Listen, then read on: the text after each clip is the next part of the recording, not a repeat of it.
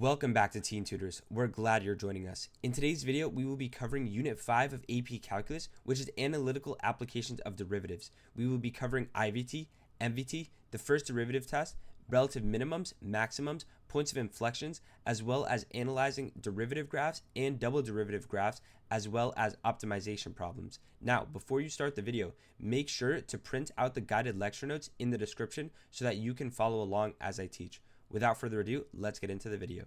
Alright, so let's start out by talking about IVT and MVT. So first we have the intermediate value theorem. So this states that if f is continuous on the closed interval a to b and k is any number in between f of a and f of b, then there is at least one number in a to b such that f of c equals k. So I know that this is just a jumble of words, but basically what this is saying is if we have a function that has two endpoints, so let's just say the endpoint is going to be here and here, there is a plethora of different paths that this function can take in order to get there. However, on all of these paths, there will be at least one point that the graph touches every single point that's in between f of a and f of b. So let's say this is -1 and this is 3. There has to be at least one point on this graph where there is any point between -1 and 3. So they're going to ask you questions where you're going to have to find the endpoint, and then they're going to say, okay, well, if the endpoints are -1 and 3, is there a point on the graph such that f of c equals, 2? And the answer would be yes. No matter what path we take here, there is a point where f of c equals 2. What about 0? No matter what path, again, we take, we have to touch 0 here, okay? So then the mean value theorem is IVT, but with slope. So it says if f is continuous and differentiable, so now we also have to be differentiable because remember derivative equals slope, on the interval a to b, then there exists a number c in a to b such that f prime of c equals f of b minus f of a over b minus a. So basically what this is saying is if we again have a slope, or a graph I should say, with two endpoints, right? So let's call these two endpoints, and let's say it looks like this, right? So what is the average slope here, right? The average slope is here. That's just connecting those 2 points. Let me draw that a little better. There must be a point on this graph where the slope is equal to this. Here it looks like it might be like here, right? Okay, so again, they're going to give you questions. They might give you a table. They might just give you 2 points, and they're going to ask, must there be a point where the slope is equal to this value, right? So let's look at some examples. So first we have show that the function has a 0 on the interval is 0 to 2, and then it gives us a function, right? So what we're going to do is we're going to find the endpoints, and then we're going to see if there's a 0 in between those two endpoints, right? So f of 0 would equal 0 cubed minus 13 times 0 plus 9, so it's going to equal 9. And f of 2 is going to equal 2 cubed minus 13 times 2 plus 9, which is going to equal -9. So since our endpoints are -9 and 9, there must be every single value in between -9 and 9 on the graph. So since f of x is continuous, and this is going to be how we're going to write this on an FRQ. So since f of x is continuous on 0 to 2, and f of 2 is less than 0, which is less than f of 0, by IVT, f of x equals 0 somewhere on the interval. You could just write that somewhere on the interval. All right, so then we have an MVT question. So we're asked, must the function x cubed plus 2x have an instantaneous rate of change of 6 somewhere on the interval 0 to 2? So now we need to find the average slope on this interval. So we're going to find, again, 2 points. So f of 0 is going to just be 0, because we have 0 cubed plus 2 times 0. And f of 2 is then going to be 2 cubed plus 2 times 2. So we're going to have 8 plus 4, so it's going to be 12. So what's the average slope here? Well, we're going to have 12 minus 0 over 2 minus 0, which equals 6. So there must be a point on this graph where the instantaneous rate of change is 6, right? So yes, since f of x is differentiable, you can say that it is differentiable and therefore continuous, right? Again, from unit 2, if a function is differentiable, then it is continuous, and therefore continuous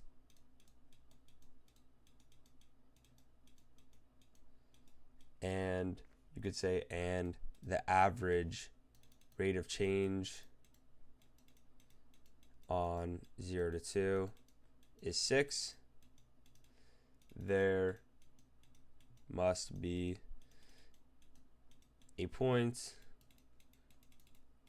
where you could just say f prime of x equals 6. And make sure you write by MVT. You always want to name drop it. Okay, you always want to name drop IVT or MVT. Most of the time, if not all the time on the FRQs, the actual answer is always going to be yes. However, you have to explain why. Okay, so when you name drop that IVT or MVT, you're going to get that point, right?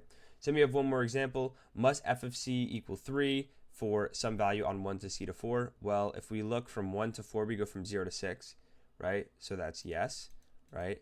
F of 1 is less than 3 is less than f of 4, right? So this is IVT. Then it says must f of n equal 7 for some value 1 to n to 4. Well, this is not true. It could be true, but it doesn't have to be true. Why? Because 7 is not in between 0 and 6, okay? Now, this would have been IVT, by the way. Now, must f prime of a equal 2 for some value 1 to a to 4? Well, let's find the average slope from 1 to 4. And so what we're going to get is we would get 6 minus 0 over 4 minus 1. So we would get 6 over 3, which is 2. So the answer is going to be yes, right? This is MVT. Then it says must f prime of b equal 1 for some value 1 to b to 4, okay? The answer is going to actually be yes. Now, why is that? We just said that the average rate of change is 2, right?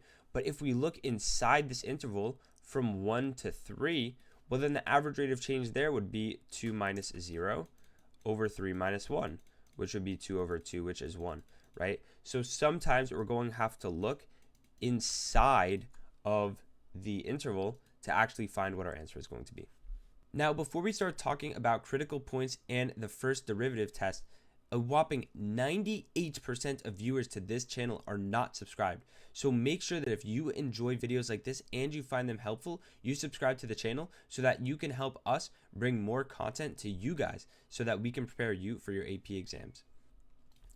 Right, so now let's look at some critical numbers. So what is a critical number? A critical number says if f prime of c equals 0, or if it is not differentiable at c, then c is a critical number of f. So basically, what we're going to see, this is going to be our maximums and it's going to be our minimums.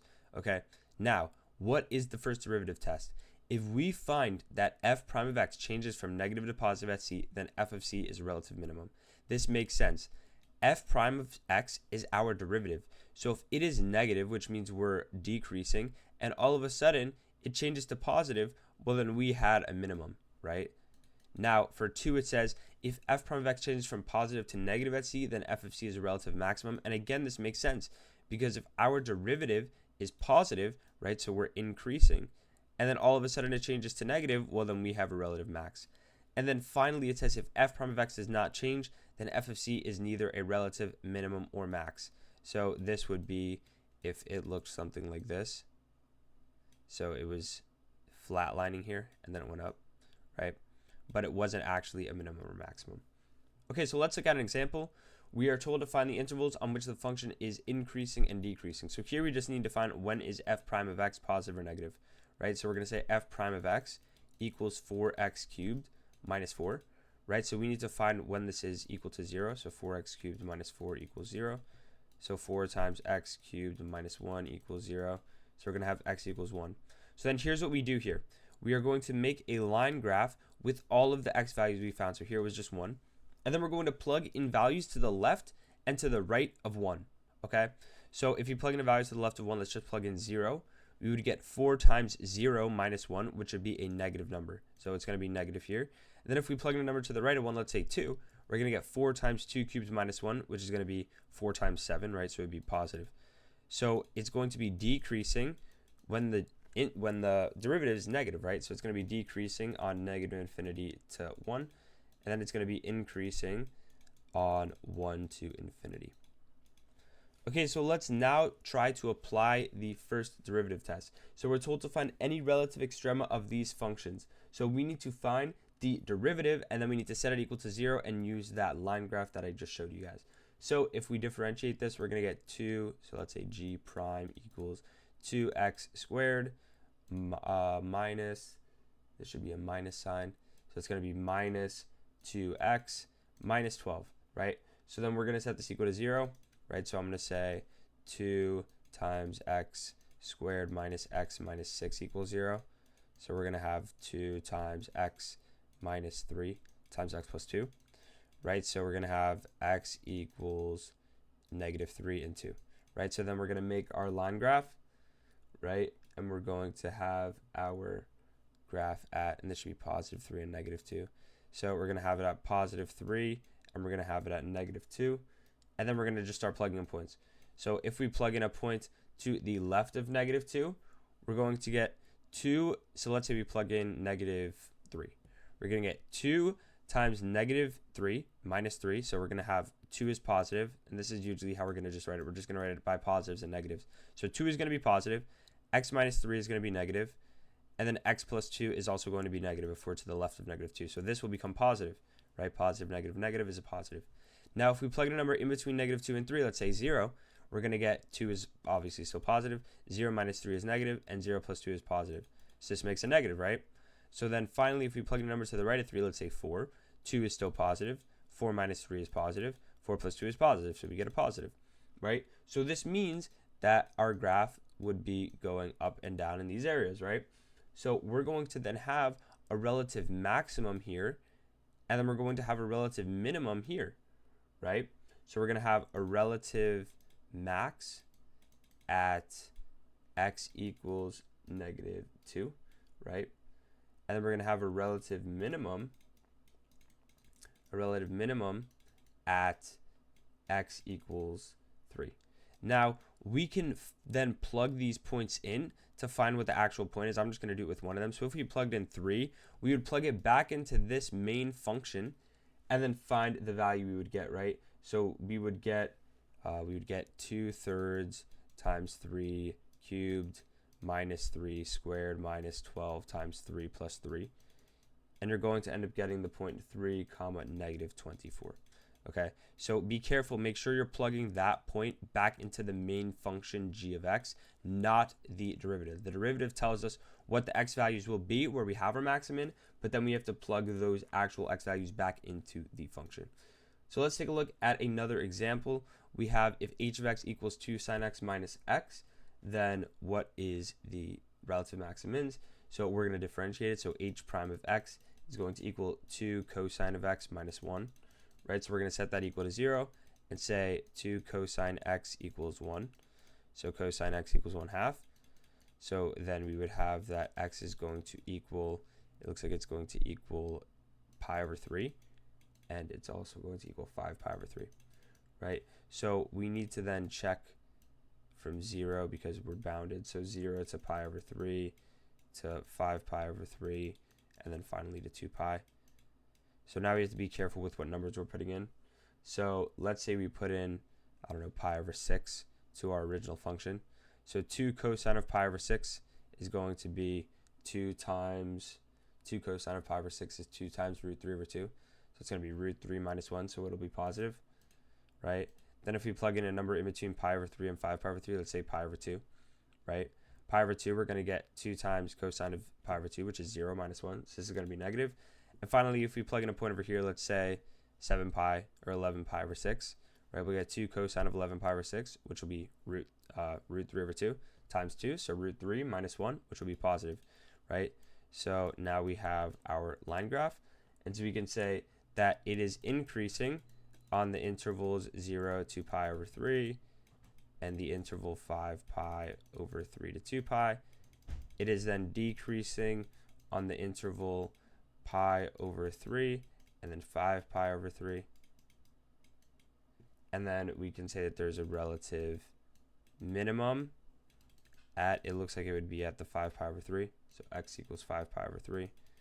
And I'm going to save the time by not plugging it in. But if you wanted to find the actual point, you'd plug it back into the original h of x, right? And then the relative max will be x equals pi over 3.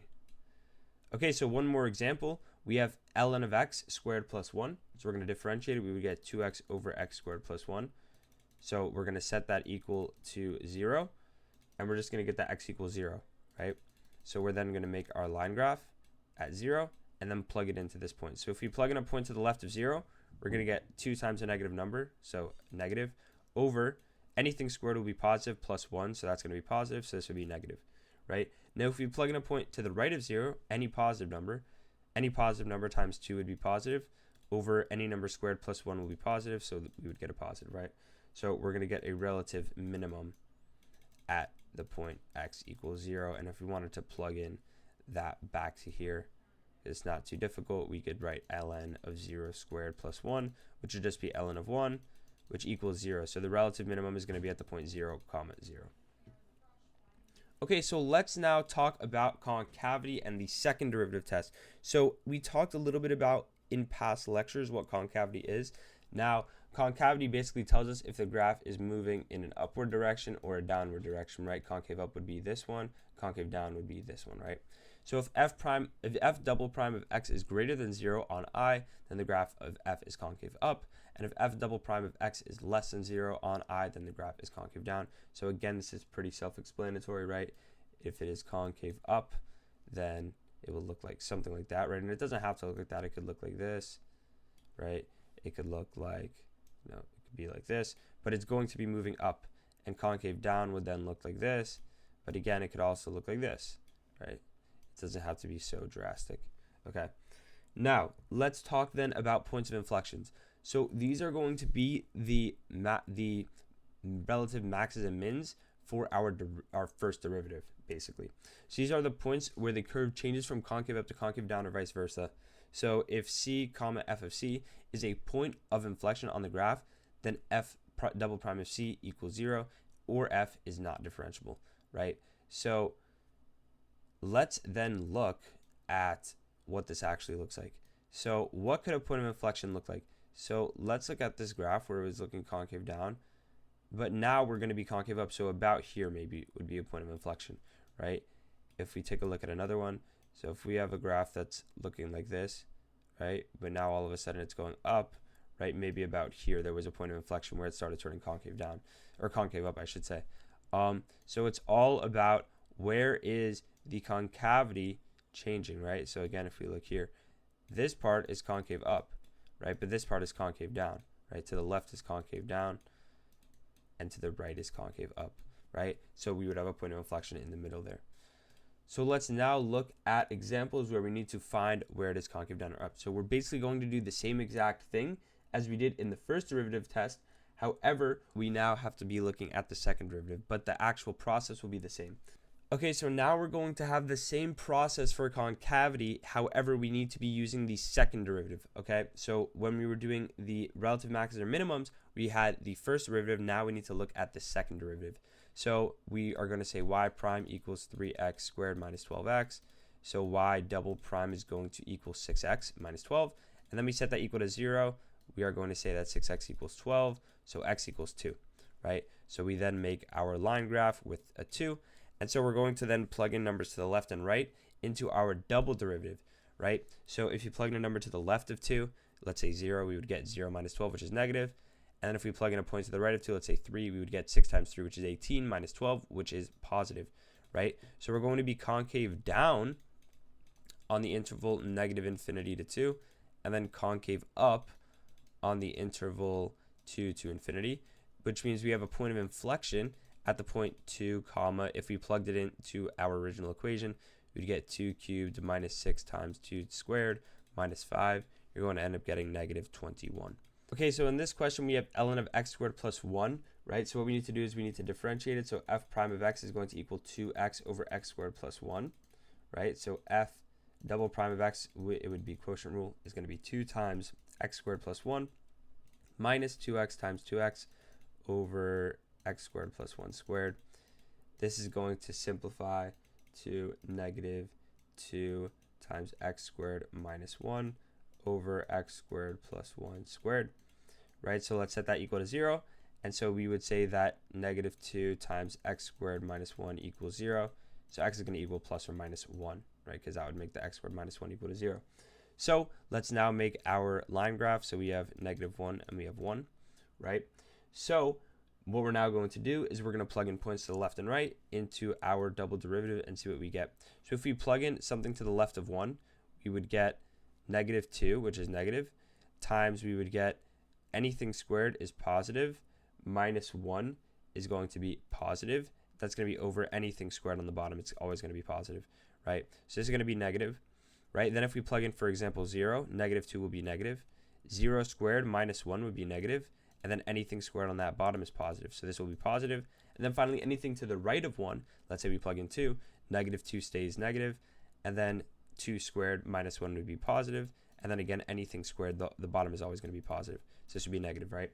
So we're going to be concave down on the interval -infinity to -1 and the interval 1 to infinity. And then we're going to be concave up on the interval -1 to 1. And then our point of inflections are going to be at x equals -1 and 1. So then let's now talk about a graphical example. So we're given if g of x equals 5, or g of 8 equals 5, and g prime of 8 equals 0, and g double prime of 8 equals 7, what must occur on the graph of g at x equals 5? So we need to understand that since g prime of 8 equals 0, we have a min or max, right? Technically not a min or max because it could just be a critical point. However, we are going to have a min or max, and you'll see why. So if g double prime of 8 is equal to 7, that means that we are concave up, okay? So what could this look like? Well, if we are concave up and our derivative equals 0, right, our slope equals 0, well, then what is what's going on at this point, right? We would have a minimum, okay? Again, if the concavity is positive, if we are concave up and we have a minimum or maximum because g prime of 8 equals 0, then we are at a minimum, okay? And if this was -7, then we would be at a maximum, okay? So we would say relative minimum at 8,5. So let's keep in mind, we're not going to cover this in today's video. However, keep in mind that you are going to have to, in questions, find the relative minimums and maximums, and then also compare them to the actual endpoints. Okay, so they're going to give you intervals. So if they give you, for example, we had ln of x squared plus 1, and I should actually go back to where we were looking at these. So let's say they gave you this function, and they gave you an interval of -5 to 5. You also have to check the endpoints. Why? Because if we take this graph and we just look at the relative minimum, right? Well, this is the relative minimum. This is the relative maximum, right? But our maximum was actually here, and our minimum was actually here. Okay, so we also have to check the endpoints. We'll talk about this in FRQ review because this is going to be a very important concept. Okay, so let's now look at some examples where we need to identify what is going on with a function f when given its derivative and vice versa. So we're given a graph of the derivative of f here, okay? And we are then asked to find the x coordinates at which f has a relative maximum. Okay, so remember, f has a relative maximum if the derivative is changing from positive to negative. So that would be here, right? So that's just going to be at x equals -2, right? And then that would just be f prime changes positive to negative plus to minus, and obviously this is shorthand. You should not write it like this on an FRQ, right? And then for part B, on what open intervals in -3 to x4 is the graph both concave down and decreasing? So remember, if we are concave down, our first derivative is decreasing, right? And if f is decreasing, then our first derivative is negative, right? So we should only be looking in this area, right? Because our f needs to be decreasing, right? And then also we should be looking at when is our f prime decreasing. That would be from here to here, then it would be from here to here. So we're going to have -2 to -1, u1 to 3, okay? And then we could just say f prime of x is less than 0 and decreasing. Okay, final the x coordinates for the points of inflection. Okay, so the points of inflection, those are then going to be the maximums and minimums of our f prime graph. So we're going to have -1, 1, and 3. Right, so we're going to have x equals -1, 1, and 3. We're going to say f prime of x changes from increasing to decreasing, or vice versa. Okay, so let's now look at some multiple choice questions. We have the function f is differentiable and increasing on the interval 0 to x to 6, and the graph of x has exactly 2 points of inflection on this interval. Which of the following could be the graph of f prime? Okay, so we have exactly 2 points of inflection, right? Which means that we need to have exactly 2 points where we are going to have a maximum or minimum, okay? So if we look here, where do we have 2 max or mins? Well, this doesn't have any relative maximums or minimums, right? So this has 0, right? This one looks like it has 1, right? This one has 2, right? And then this one has 3. So the answer here would be C, right? So then let's take a look at 2 more. We have here the graph of f prime. The derivative of f is shown. Which of the following could be the graph of f? So it looks here like we need to have, this would be a relative maximum, right? Because the derivative is changing from positive to negative, right? So instantly this is wrong, this is wrong, this is wrong. So automatically it has to be C, okay? Now we have the graph of f double prime of x, and we are asked to find which of the following could be the graph of f. This is representing the graph of f. So it looks like we should have a point of inflection here and here, okay? So we need to have 2 different points where our concavity is changing. We actually are going to have 3 different points because we're going to be going from positive to negative to positive, right? So where does our concavity change 3 times? Well, first we have concave up here and concave down, so that doesn't work, right? Here we're just going to be concave down here, and then it looks like it'd be concave up, right? So that's only 2, right? Here we're concave up, then we're concave down, then right at that end we become concave up, and then here we have up, down, up, down, up. We have a lot of changes. So the answer here is going to be C. Okay, so let's now talk about optimization. This is one of the most challenging topics throughout AP Calculus, but hopefully we're going to be able to make this simple. So we're asked to find the point on y equals 2x minus 3 that is closest to the origin. So what we need to do is we need to minimize some value. Okay, so what is the value? What is the formula for distance? Well, that's going to be d equals x squared plus y squared, right? Technically, we have the distance formula is x minus x1 squared plus y minus y1 squared. So how do we get here? Well, x1 and y1 are both 0, and we don't care about the square root because if the distance is positive, which it has to be, then it's proportional to the square root. So we can just get rid of that square root when we're talking about closest to the origin with optimization problems.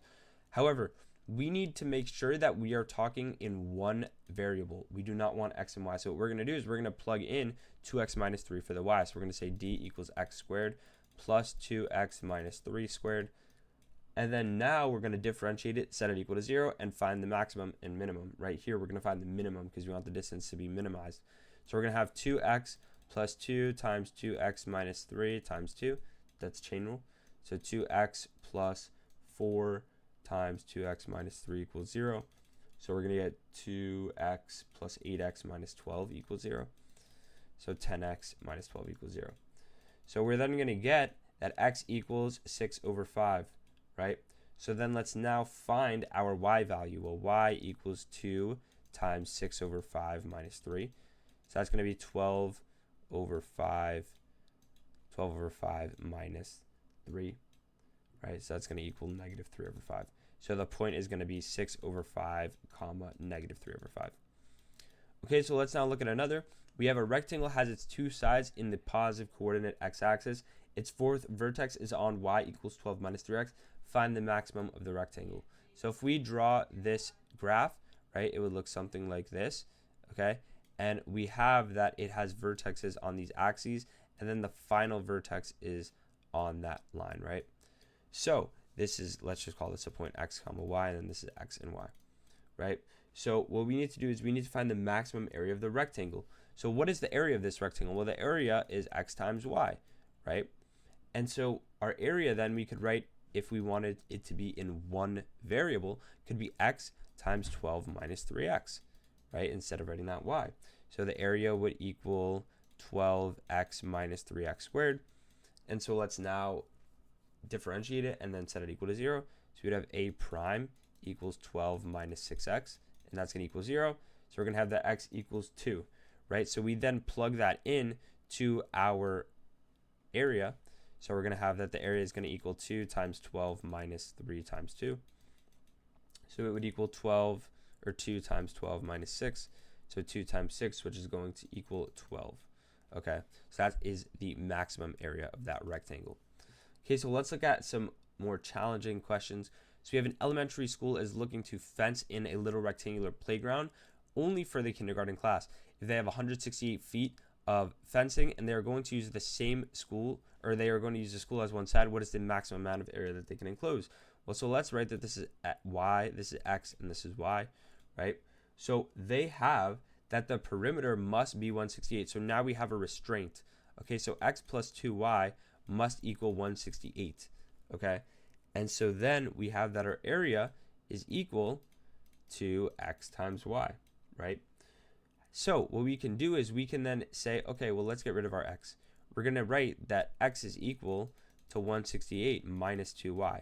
So we could say that the area is equal to 168 minus 2y times y. Okay, so we could say that it's equal to 168y minus 2y squared. And so if we differentiate it, so a prime, that would equal 168 minus 4y. And so we're going to then set that equal to 0. So 168 would equal 4y. So y would equal 42. And then all we have to do is plug that into our area. So we're going to plug it in here. So 168 minus 2 times 42. And that's going to be multiplied by 42. And if we put that into a calculator, we're going to get 3,528 feet squared, right? So this is an actual application of derivatives that we can use in our real life. So look at how big we were able to make that, fence and area based off only 168 feet of fencing, right?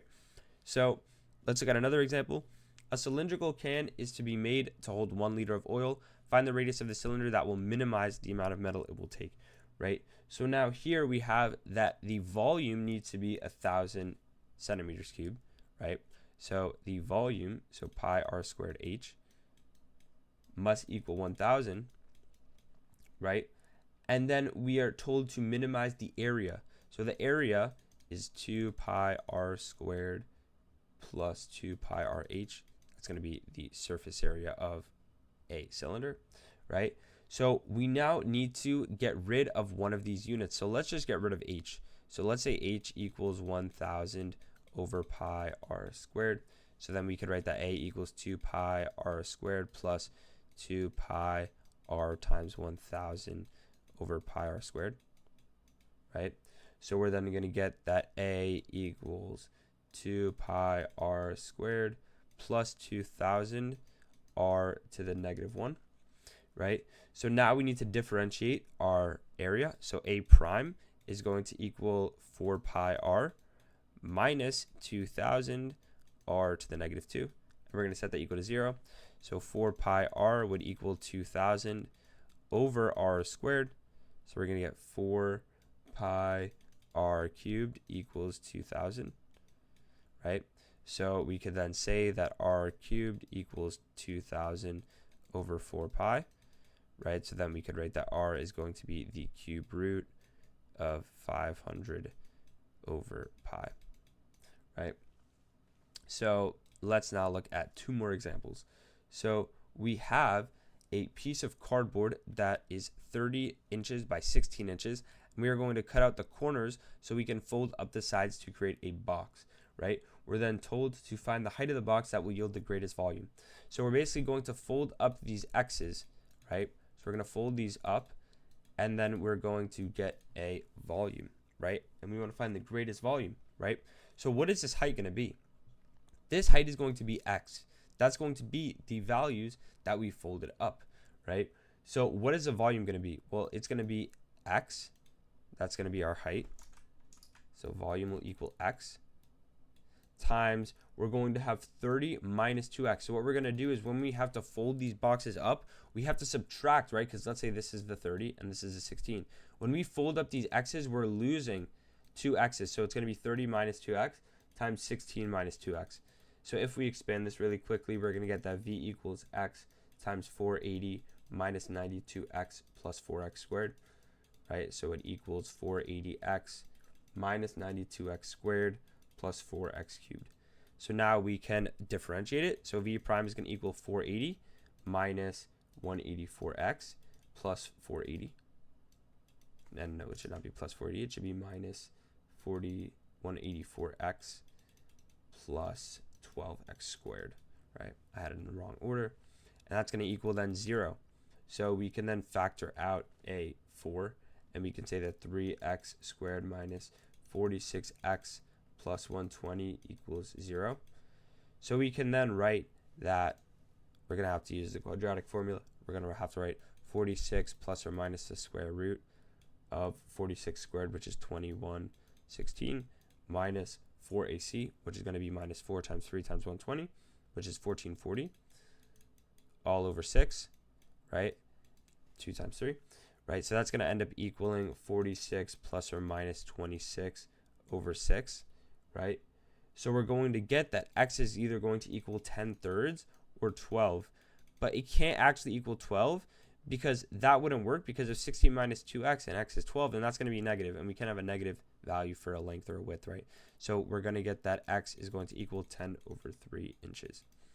Right, so let's look at one more example. We have a farmer with 600 feet of fencing, wants to enclose a rectangular area and divide it into 5 equal pens using parallel partitions. Then we're asked, what is the largest possible total area, right? So let's take a look. So we're going to have 2 x's, and then we have a y, and then we have 1, 2, 3, 4, 5, 6 y's, right? So 2x plus 6y needs to equal 600. That is our constraint, right? And so we could say that x is going to equal 600 minus 6y over 2. So it's going to equal 300 minus 3y.